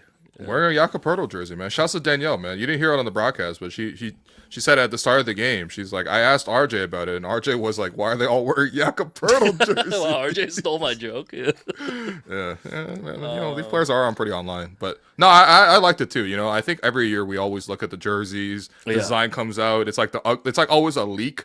So it's like a really flat, like ugly design. You're like, okay, this jersey's mid. And then by the time you see it on people, you're like, okay, usually it's pretty good. You know what I mean? Jerseys just don't. I mean, jerseys just don't look good on civilians, man. Like it's tough. I agree. It's tough to. But pull at off. least the black and white, you can kind of like put an undershirt on underneath. You know what I mean? Like it's not terrible. Yeah, not terrible. Yeah. What else we got here? Hold on. Someone had a good question. Patrick Taylor, who sent in $7, says, I snuck in 4 Jamaican patties into the game. Someone had a follow-up question, which was top 5 arena foods to smuggle into the building. What you got? I mean, our go-to is the Shanghai 360, right? Well, 360, yeah. I mean, I can't believe after 5 years of promoting and begging, they have never once given us any promotion. I would love to, you know. Like, yeah. I mean, you should just one of my faves. Have you checked out Bing's? Bing's is open. Yeah, Bing's is good. It's more like snacks for kids. What? This is just how mainlanders eat. Yo. Oh, well, it's my nephew's favorite place. This is like saying dim sum is snacks for kids. Dim sum might be for snacks. Dim sum might be for kids, man. Yeah. What's wrong with dim sum? Was invented probably before baseball, like, you know. Like I mean, definitely, yeah. We probably should change the rules on dim sum, like, you know. Yeah, okay. They're like Hargal was here before, like, Babe Ruth. Okay. I don't know, man. I feel like you're more of a Union Station, like, food court, like, connoisseur. Oh. I've been loving after I think 6 p.m. And obviously Raptors games are usually 7:30. Yeah. Kibo has like 30% off. I love which, Kibo. You know, anytime you get 30% off imitation crab, you got to do it. Kibo's low-key the lethal weapon, man. Like a secret weapon. So you get the little onigiri, which is like the little like triangular thing. And you got to like read the instructions of how to sort of wrap like the seaweed around it. That's what they called me in high school, yeah. That's what you're looking like right now, you little onigiri Peyton. Messiah Onigiri. Oh god. No, but like you can get 2 of those for I think $7. It's pretty good. Yeah, the Shake Shack is there. I've actually never had Shake Shack in Canada. Yo, JR, man, stay out of this. If you say Union Kibo's expensive, you a little broke boy. Hey, so Friday we were doing this panel at the Waterworks Food Hall last Friday, and we ran into someone who knew JR, who went to school with JR. Yes, and he was like, I know Justin. He's like, I know Justin. I'm like, who? Yo, turns out JR is a modern creation, man. Justin Manitat. Justin Ryan Manitat over here. Justin Ryan. So we're going to call him Justin Ryan from now on. Yeah. Yeah, no more JR. Ryan. No more JR, man. He's Justin Ryan. So shout out my guy Derek. Yeah, Derek. Okay, it was Derek, right? We had a long conversation with Derek. You both sound like you blew out your UCL pitching for the Red Sox. Derek Gomes and Justin Ryan Manitat. His friend Jan Gomes. He's playing for the Pawtucket Red Sox right now. This is crazy. Anyways, I forgot what we were talking about. Oh yeah, food. Yeah, great food. You know, Shake Shack, Miznon. Miznon is pretty. Yeah, you keep hyping on Miznon. I've never checked it out yet. Yo, man, there's one. Yeah, because I'm always at Tables Fair plus Social, man. That's all. Yeah, we love Table Fair and Social. CIBC Square, baby. They should open a nut bar. They should open a nut bar. Station. I'm surprised it's not there yet. So. Oh man. Bubble tea. Well, maybe in time for the next time you go to the arena in a month. You know. I feel like I've been off bubble tea lately. You know. You still like a bubble? Are you still a bubble tea guy? I feel like it's been a long time since I've had like bubble tea. It has been a while since I had bubble tea. So bubble tea's out. It's out for now. It's out for now, but it may be back. I mean, it's okay. The last time I went for bubble tea, it was me, Jerome, and then we had friend of the program Marshall Kung. Shouts to Marshall. You know, got to hang keep out. It a buck. Got to hang out with the bucket today. That's right. Arena. Great fits, you know. Oh, his fits are crazy, man. Always listen to SZA and stuff, you know, very curly hair. Yeah. You know, but we were waiting to interview Andrew Nemhard, who was working out at Humber. And we had found the gym, we had set up the equipment, so we're like, okay, let's go for lunch. We walked around, and near where it's where George Brown is, I think. But there's a little plaza there, and it had 3 food options, a regular diner thing, which we got a sandwich. But then afterwards, Rome's like, oh, maybe we'll go to Coco to get a little bubble tea. The thing is, it was also at like 12 o'clock, which was like lunchtime for the kids in the area. So when we walked in, it was literally me, Jerome, and then like 30 kids ordering bubble tea. Like, I'm talking like 10-year-olds. I was like, you know what? This might not be for me, man. Yeah, I mean, I Uber Eats some like bubble tea a couple of days ago, or like last week, and the tapioca was I think you can't Uber Eats bubble tea like that. They were rotten. They just that's disgusting. First off, okay, you got your refund on that, man. Take the tip back, man. Anyways, Josh Lewenberg style. Dara sent in $5. It's ironic that Bridges was on the court playing basketball instead of doing his prison time, while AJ Lawson in Darko prison. We want justice. Hey, man, with all love to AJ to AJ, to Mike Simena, to the entire Light Sports organization, which I'm a huge fan of, and I respect all the work we've done together.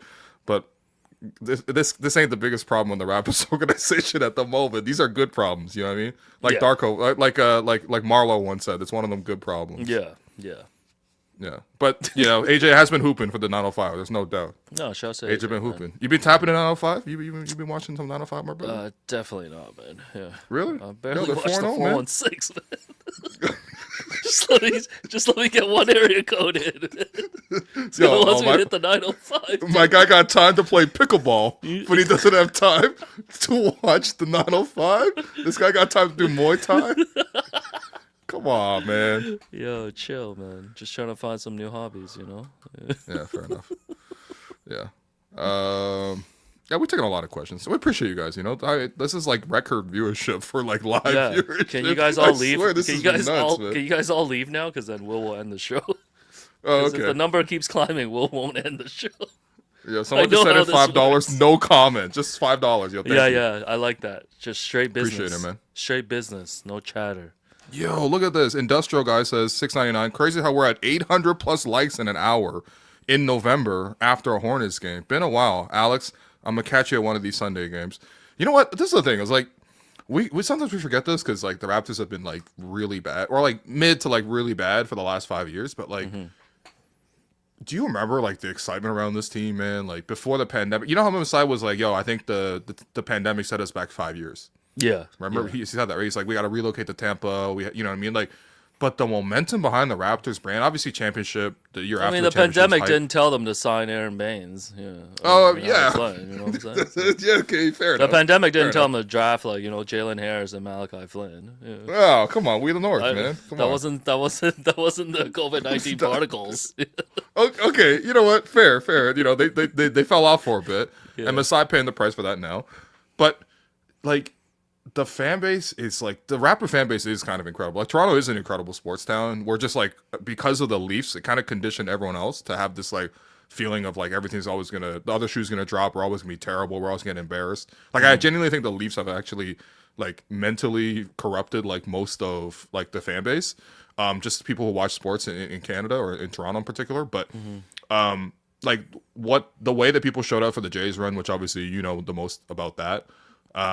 But like, yeah, we were there, man. Like the fan base is crazy for basketball. And I think for a while, sometimes like people sort of like lose momentum just because like the team's been struggling. But man, like when things are good, like things are good. You know what I mean? And this is just like the start of something.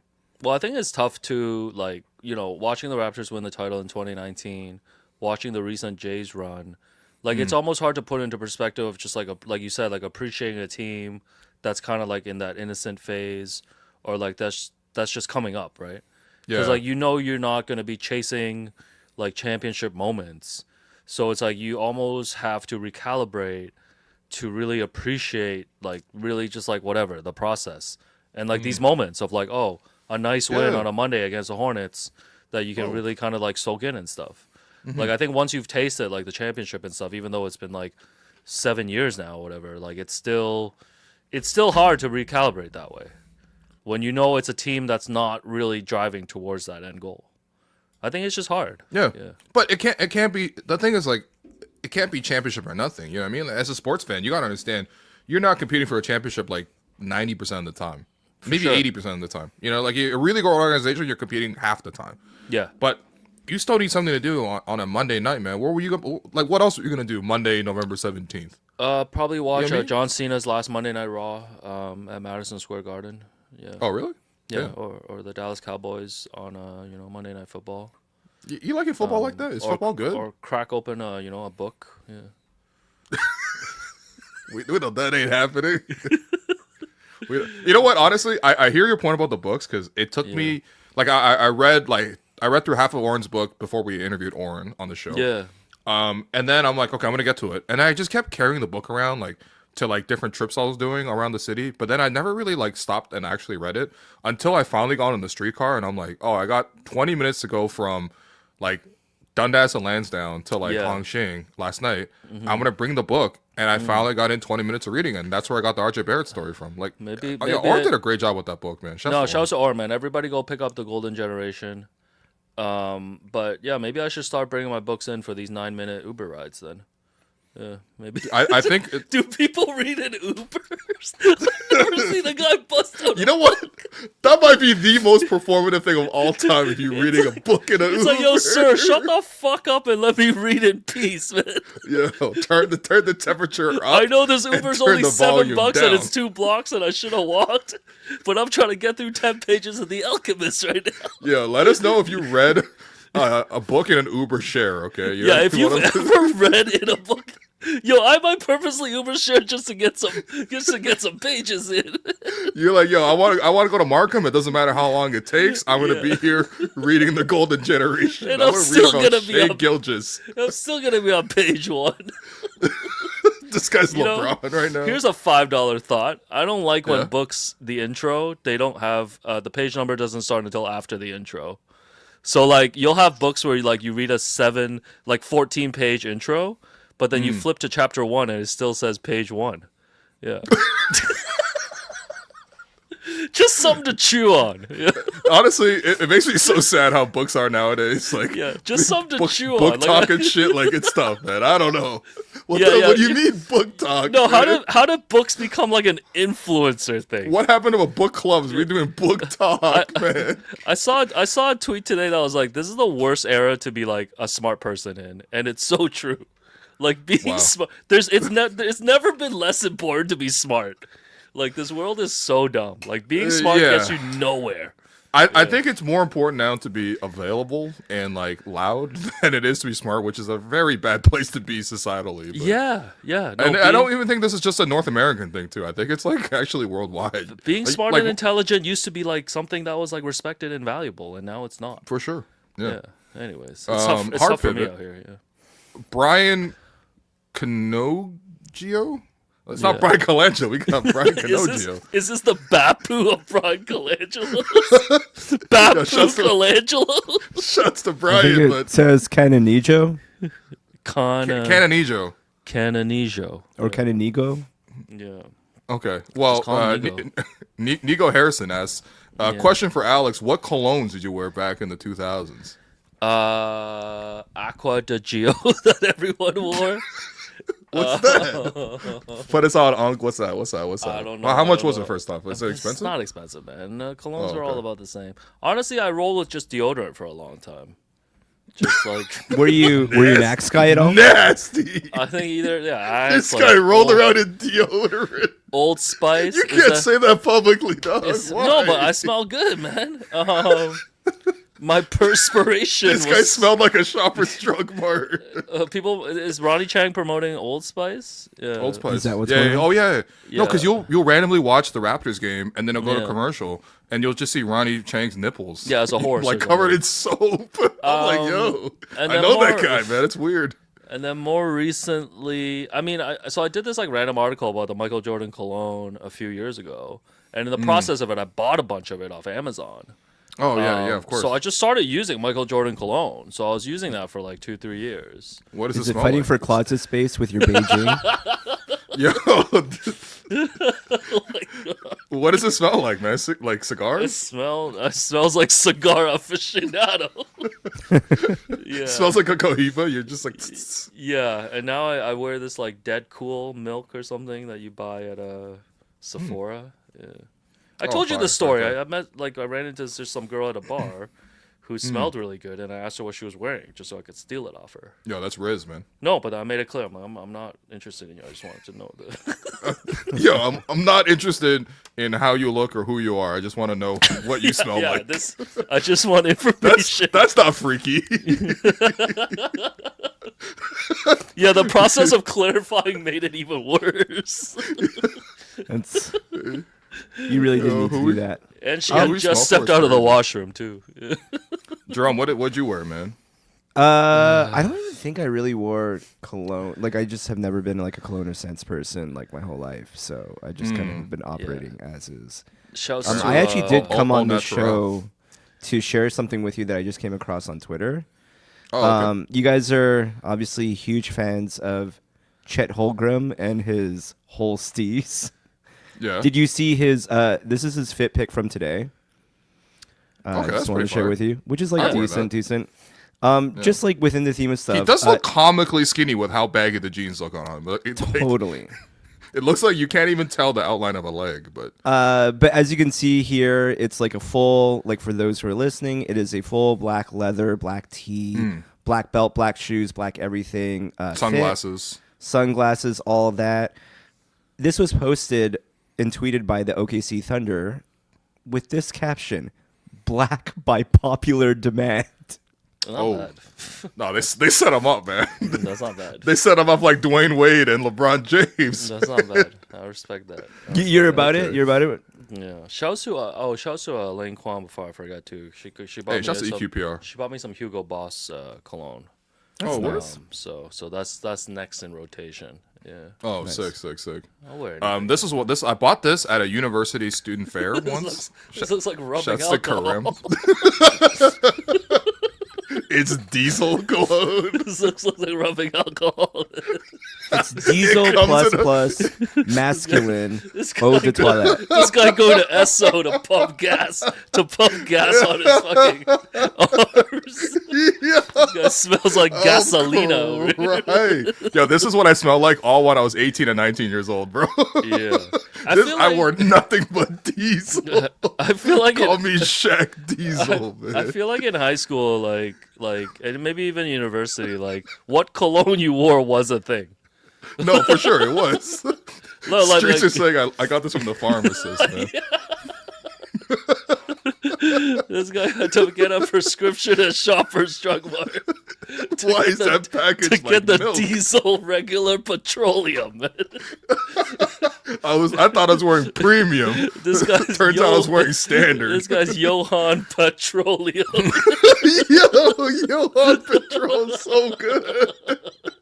I thought I was Shaq Diesel. I was Johann Petroleum. Oh my god, guys, please Uh. leave this live pod. When the numbers drop, we'll end it. I was actually leave. serious. Can we actually end the pod? I would love to edit a clip off of this, and I can't for as long as it's going. So you're kind of holding me hostage. Okay, Will. guys, we're gonna end it, and then we're gonna come right back live. So hang in there. Oh, that's right. We're doing a second show. No, we're not. Wait, No, today. we're not. No. Okay, right. You doing we're good, 10 we're plays good. tomorrow? What's going on, man? Let the I'll people figure know. something out. Don't worry. All right. 3 stars. Three and stars. The Gerald Henderson Award from this one. First star, Brandon Ingram. No doubt. 27 points, 6 rebounds, 3 assists, 2 Yeah. steals, 3 blocks. Like at least 5 highlights, man. No, notorious. That's what Are they play. you feeling the Notorious? Just want to say that's a Puff Daddy produced song. So yeah. Hey, All right. I don't control game ops. Yeah. Hey, you know what? That's Another P. Diddy's- $5 idea. P Diddy's all over that song. Yeah, just so you know. Yeah. Another $5 idea related to this. Yeah. We should, when a person gets canceled, we should have somebody as maybe a form of like a reparation or even just a form of like a reconciliation. Okay, you're spitting words that we shouldn't be talking about. That's all I'm saying. Okay, hold on. Okay, we should have somebody. I know I'm dressed like Dr. Cornell West right now, but you don't need to do this. but we should have somebody not problematic cover that song so we can enjoy it. Because I was recently so one of my favorite songs growing up for some reason was "I Don't Want to Know" by Mario Winans, Yeah, which is Mario unfortunately canceled? featured. No. But obviously, it features P Diddy in the remix. Okay. You know, I don't want to know where your whereabouts or how you're moving. I know when you're in the house and when you're cruising. You know what I mean? But we got to cancel those lyrics. Yes. But we should have somebody not problematic cover that song. Let's like, for example, The Weeknd covered that song. Right. And I was like, oh, I know that song. But I'm like, oh, I'm going to listen to The Weeknd sing it. So and we can revive songs that have been canceled. Hey, why don't with why a new don't artist? Because we know NBA relationships like come and go, but I mean, I wish love for everyone. But like, what about a Glorilla song at the moment for Bi? that would be kind of cool. I like But that. it would be too awkward though. Like, you know, obviously if they split and then suddenly they have to like switch. No. Was she there today? Did you see her today? Courtside? No, I didn't see Glow. Yeah. So, Oh, okay. Yeah. Because she's been to the Raptor game, so. I thought she's been to like the Toronto games. I thought she was only on Yeah, the road. she was at the last Raptors home game, I believe. She was like courtside. Okay. Yeah, shouts to Yeah. Glow. Yeah, Danielle but I like was that like, idea. we're gonna do a courtside interview once they finish their adorable signature handshake they have for each other. Yeah. Nah, shouts to you know Danielle. you're in a serious relationship when you guys got like your own signature handshake. You know. Yeah, that stuff comes and goes. Yeah. All right, second star. Second star. Signature handshake. What's that? People be putting rings on people and it doesn't matter. Get out of here. Oh my god! Don't get me started, man. Oh my Let me god! loosen up this button, man. Let me switch into the divorce man here. Yo, loosen up your buttons Yo, like yo, pussycat dolls. Okay, Yo, divorce man second back. star. Yo, what the hell? It changes everything. Yeah, This is the one toothpick. toothpick changed everything. Yo, your whole demeanor is different now, Yo, man. I look like a frat boy now. No, Yo. you look like you remember the first ever memes in like 2009 or 2008. It was that like stupid guy with the hat meme, and it just became like it wasn't even funny. I don't even know why that was Yeah. funny back then. I saw But you some know what I guy- mean? Like the guy who skips class and he has like a Prada hat. I saw some guy in the chat earlier being like, "Why is Alex so shiny today?" Because I ran back and I'm sweaty, man. Leave me alone. We don't got no makeup apartment here. Yo, I was gonna say this Yo, guy or wore what the if bun to it's- the top, man. Yo, the TIP. Yo, the what up, TIP? bud? Let's go hit a Yo. kegger. Raptors win, and this is what happens. Holy crap! All right, second star, Scottie End it, Barnes end it, with the other end it. block. Scottie Barnes was fantastic in this one.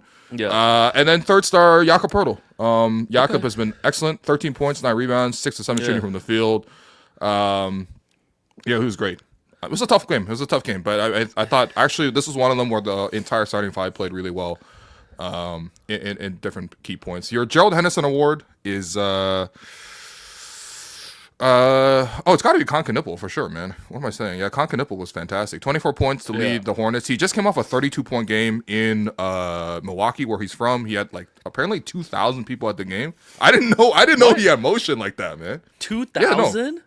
Yeah, well, he's like from like Milwaukee and stuff. So like his But how do all you his have friends and family. 2,000 people then? Yeah, I'm pretty sure because I watched a bit of that game, and the report they said on the broadcast that they had 2,000 people at the game. Even like Italian weddings are like 700 max. Well, maybe you got a little Italian in them, man. Yo, how do you I don't know. know? I don't believe. I need that number fact checked, man. Like 2,000? There's no way. Yeah, There's but no way, man. That's a lot. 24 of people. points, 7 rebounds, 3 assists, automatic from 3 too. I know he went 4 for 10, but Oh, yeah. he's so scary, man. Who was the George Steinbrenner guy? What was his actual name?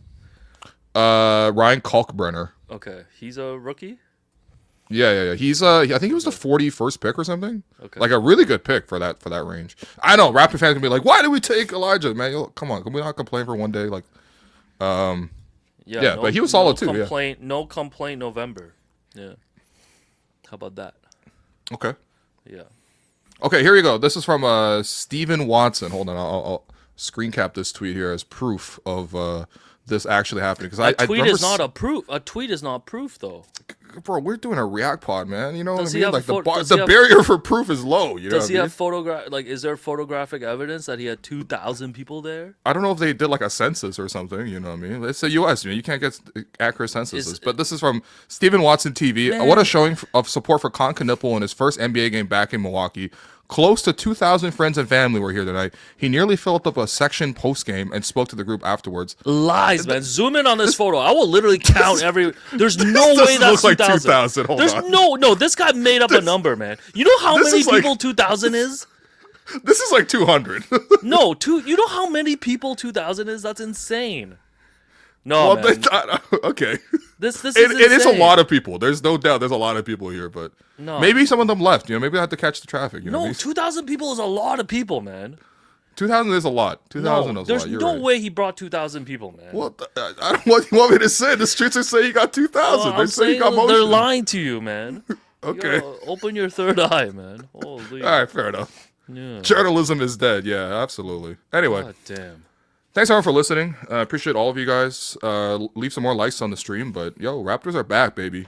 I think this clinched it, man. Raptors are back. Yeah, I'm gonna go back to my cryogenic chamber and release myself back out on Friday. Yeah. Yo, you guys don't understand. Every Friday we're gonna do NBA banter. I think we decided. NBA six pack. Yeah, six we gonna pack, get a but the six pack six from laughing. No, man. but the six pack will like veer off. Like we'll always start with a six pack, and then we'll just see where it goes. Yeah. We'll see where it goes. So yeah, this Friday we're gonna definitely go through. Toronto Life recently released the top 50 most influential people, I believe, in Toronto or Canada. we got one of these. Shouts to some of our friends like Chef Eva Chin was on there, Bobby Webster, of course. So we're gonna go. Wow, through, is that how big my head is on a regular head? We're gonna go through. We're gonna go through all 50, and see if possibly we are more influential than any of them. Or do we, or are we 51 and 52 here? Like so we're gonna figure. It's like you or Cameron Bailey of TIFF, Like I mean, that's all I'm saying. it's a tough one. I don't know. That's a tough one, man. We're both at TIFF, but we're in different seats. And also, shouts to, I forgot who was it on Twitter. I apologize. Tagged me on this. Footage of Wilt's 100-point game was posted. Like extended footage, so that will be our past lives segment on Friday. We are gonna study the tape of Wilt Chamberlain's 100-point game. Yeah, No so that's way. Okay. I'm actually gonna go out my way not to watch it so I can get the true reaction on the show. Yeah. But that's incredible. Yeah, Yeah, Street's already so- saying it's AI footage. So, okay. but maybe it is, maybe it isn't. Yeah, so we're already cooking. We're already cooking There you for go. Friday, and then plenty to come. Yeah, All right. but Banter. Yeah, All but right, Monday to guys. Thursday is basketball. Yeah. Sure. The first 40 minutes of this episode was basketball. All right, guys. Appreciate all of you guys. Big shouts to Karem, the intern in the chat here, doing some work in the background. Big shouts to Jerome Chang, who will finally get to sleep before midnight. Spin the Hell and Welcome podcast. We'll drop something tomorrow, so when I have it planned, I'll let you guys know. But big win tonight, and Raptors play again on Wednesday. See you guys then.